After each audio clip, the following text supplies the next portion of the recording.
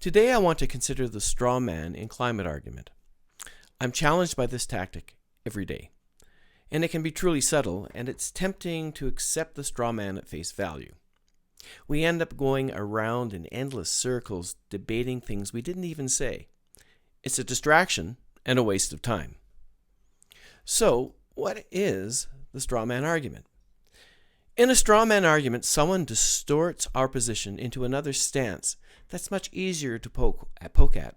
In our climate work, we see reasoned statements warped to ridiculous extremes. The resulting straw man is much easier to shoot down. So, if I make a simple statement like, evidence shows that the climate is changing, someone may attack me for making unreasonable demands that folks give up their cars, their homes, and their livelihood.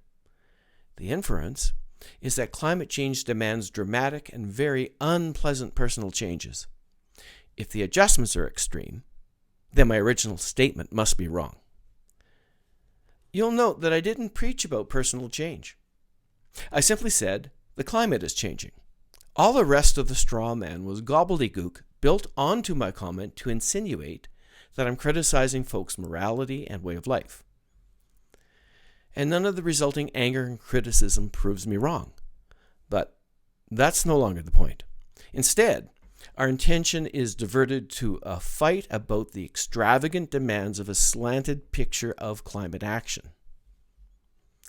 The straw man in climate argument is subtle. For sure, once we accept that the climate is changing, we really should consider how to make adjustments. To this point, the straw man is not a distortion. But then the straw man paints a picture of economic ruin, shutting down all industry, and freezing in the dark. So, adjusting to climate change means returning to a barren and disease-filled life. It's a scary picture. In fact, the intent of this straw man is to whip up fear. And unfortunately, all too often it works. And once again, we use the straw man against each other in our own climate advocacy. For example, for about 20 years now, I've worked on climate change adaptation. From time to time, other climate specialists will attack my work, and they argue that climate adaptation diverts us from greenhouse gas management, so we shouldn't do it at all. But I didn't say anything about greenhouse gas management. I simply said that as an engineer, I have an obligation to build climate change into my work. To do otherwise would expose people to predictable and avoidable risk, leading to injury and death. Not only is this morally offensive, it's a violation of the engineering code of ethics. This straw man is a distortion of my actual position that we have to do everything we can to fix climate change. And that includes both curbing emissions and confronting the risks from extreme weather.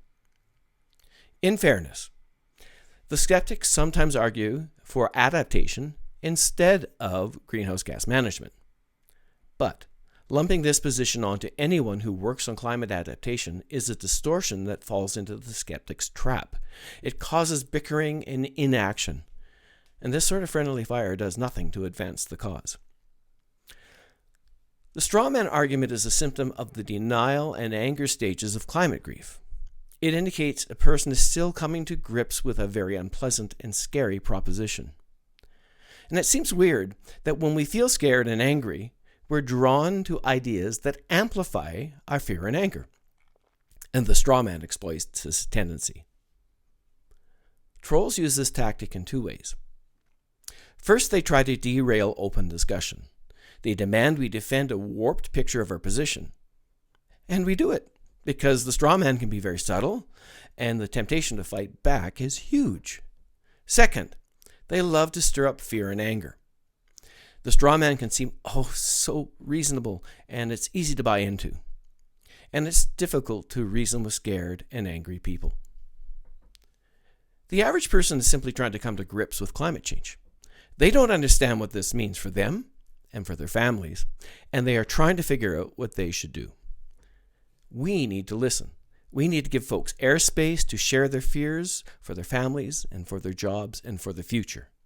And we need to share our own fears to build a common understanding of our shared values and humanity. From there, we can finally move forward. Finally, we need to be clear about what we are really saying. We need to make sure that we're understood and be patient with folks that just don't get it. We must be willing to explain what we mean and what we definitely do not mean.